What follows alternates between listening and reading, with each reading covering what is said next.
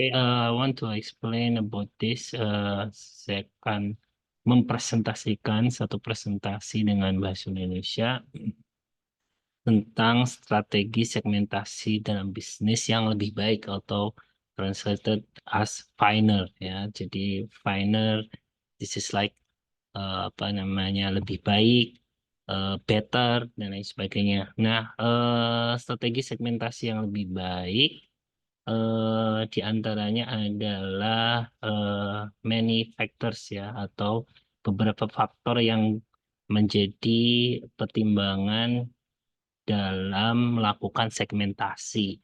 Nah, dan ini mencakup ya atau di antaranya mempertimbangkan aspek kemampuan perusahaan dan bagaimana penawaran yang bisa lebih hemat bagi pembeli dan keinginan pembelinya, serta juga keuntungan yang bisa diraih perusahaan dari hubungan pelanggan yang lebih dekat atau yang menjadi dekat akibat strategi segmentasi yang dilakukan atau dari implemented strateginya.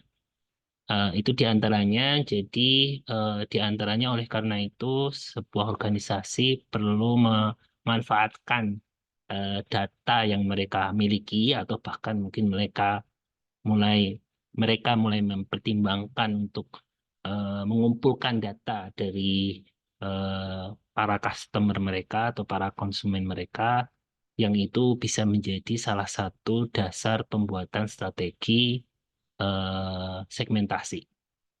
Nah, hal ini berangkat daripada basis pelanggan yang beragam. Artinya, they have basis ya, I mean profile, their customer profiles ya. Jadi basis mereka, contoh diantaranya dalam hal perencanaan, misalnya industri otomotif seperti perencanaan mobil yang 3 hari selesai dalam rangka ini sebenarnya adalah mengakomodasi permintaan konsumen. Karena dalam program mobil 3 hari atau 3 days car, I mean 3 days car you can uh, um, determine the detail and design of your product ya yang diinginkan ya.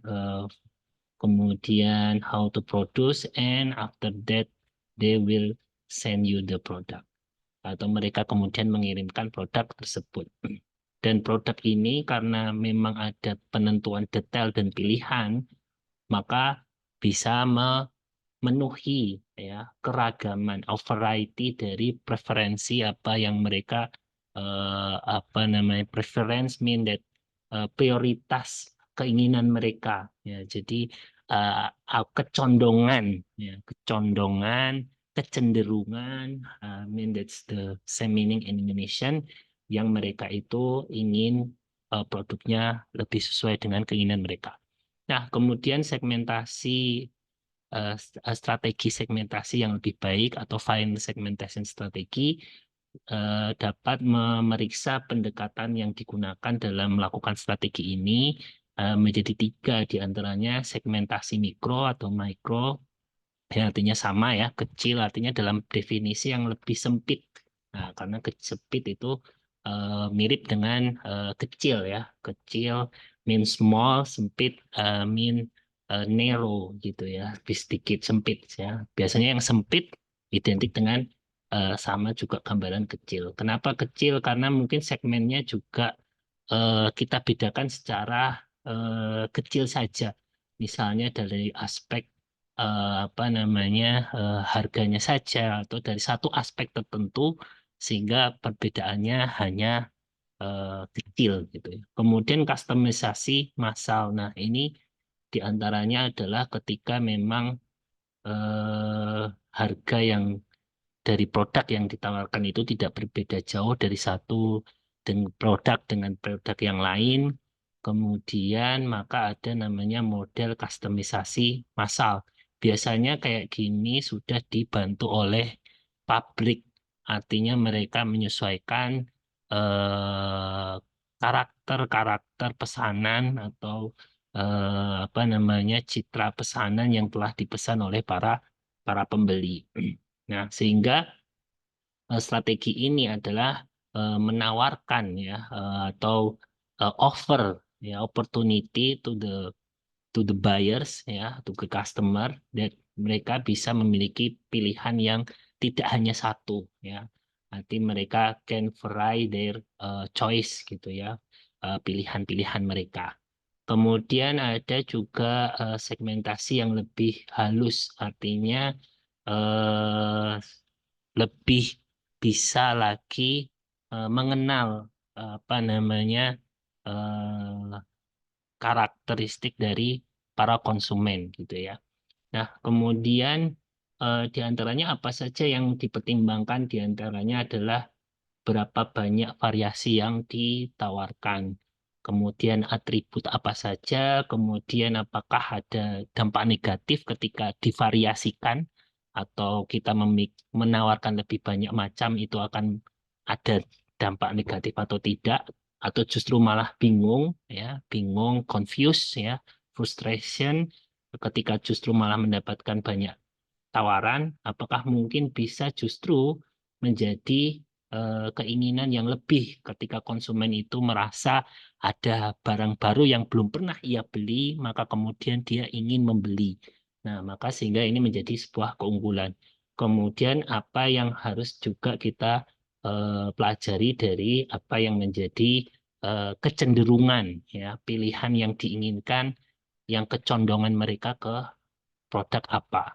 Nah, sehingga ketika ini dilaksanakan dengan baik dan strategi variasi yang bisa dicanangkan dengan level yang tinggi, maka bisa memberikan keunggulan kompetitif dan memberikan nilai yang superior kepada para pelanggan. Nah, bagaimana cara memilih strategi segmentasi? Di antaranya adalah melalui dari pengalaman dan penilaian sehingga strategi segmentasi menjadi lebih baik. Artinya ini perlu jam terbang atau we need experience ya to do this segmentation method. Jadi bagi yang perusahaan yang belum pernah melakukan segmentasi ini tentunya sebuah tantangan, tapi ini juga bisa dilakukan dan diperbaiki dari waktu ke waktu. Nah, kemudian memutuskan cara melakukan segmentasi ada beberapa cara, diantaranya adalah eh, ada identifikasi kelompok yang berbeda-beda. Kemudian lima apa namanya segmentasi juga sudah dibahas di ini sebelumnya ya. Artinya tidak boleh statis. Statis means tidak ada pergerakan, tidak ada adjustment, sehingga itu justru menjadi kurang baik ya. Kemudian apa namanya analisis strategi segmen pasar juga perlu atau ada baiknya ya mencari tahu sebanyak mungkin tentang pelanggan. Bahkan ketika kita telah melakukan segmentasi, misalnya segmen harga tinggi dan harga rendah, kita juga harus lebih menambah lagi informasi tentang bagaimana pelanggan kita ya di setiap segmen tersebut, sehingga dapat menemukan atau tujuannya diantaranya ya the aim is to find karakteristik ya deskriptif karakteristik yang ada korelasinya atau hubungannya dengan hal-hal yang kita gunakan dalam membentuk strategi segmentasi. Nah, kemudian diantaranya juga salah satu pendekatan tadi ya, cara membuat segmentasi selain semakin menambah pengetahuan kita terkait pelanggan kita, dan juga seberapa baik kepuasan mereka ya ketika mereka kemudian apa namanya diberikan pilihan segmen gitu ya. Kemudian juga salah satunya analisis pesaing karena pesaing juga menjadi salah satu faktor kunci tentang bagaimana suasana kompetisi atau kompetitif market yang kita hadapi. Kemudian diantaranya selain itu juga analisis posisi, yaitu adalah bagaimana menilai keadaan kita yang saat ini ada, sehingga kemudian kita bisa menentukan langkah apa yang selanjutnya. Kemudian juga kita perlu estimate ya atau project apa namanya daya tarik dari segmen tersebut. Kemudian juga ada fitur-fitur yang tentang terkait etik, ya, apakah segmentasi itu kemudian ada pertimbangan etis. Nah, ini perlu kita melakukan pengecekan dan penilaian. Kemudian ada juga namanya fit segmentation atau implementasinya, yaitu seberapa baik penerapan atau daya tarik ya apa namanya segmen ini menjadi berdampak positif ya atau sesuai dengan kemampuan perusahaan yang kita kelola. Nah, maka di antaranya adalah misalnya dalam sebuah exhibit di gambar 3.12 ada 3.12 itu ya.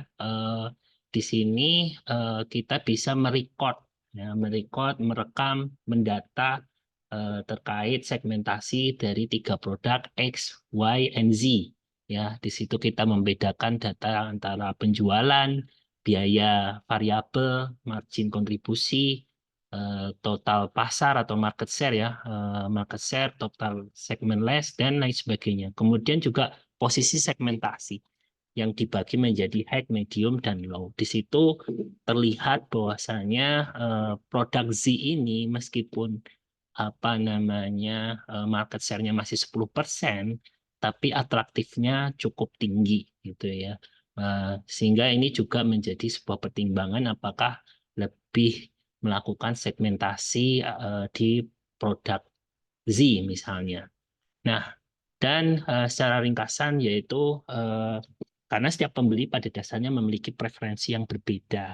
Ya, apabila misalnya kadang kita sebagai pebisnis makanan misalnya atau we are entrepreneurship in food and beverage, sometimes there is segmentation about who prefer the health gitu ya. Ada yang lebih ingin produk yang lebih sehat dan lain sebagainya, sehingga itu preferensi yang bisa kita dapatkan datanya dari diskusi dengan para pelanggan dan juga para eh, pembeli produk yang kita tawarkan. Maka kemudian karakteristik orang, organisasi kita, kebutuhan, dan itu menjadi perilaku pembelian menjadi sangat sangat penting. Jadi di antaranya hal-hal yang bisa kita jelaskan termasuk apa yang menjadi strategi dan juga apa yang sesuai dengan kemampuan perusahaan dalam menerapkan strategi segmentasi. Mungkin itu saja. Terima kasih. Assalamualaikum warahmatullahi wabarakatuh.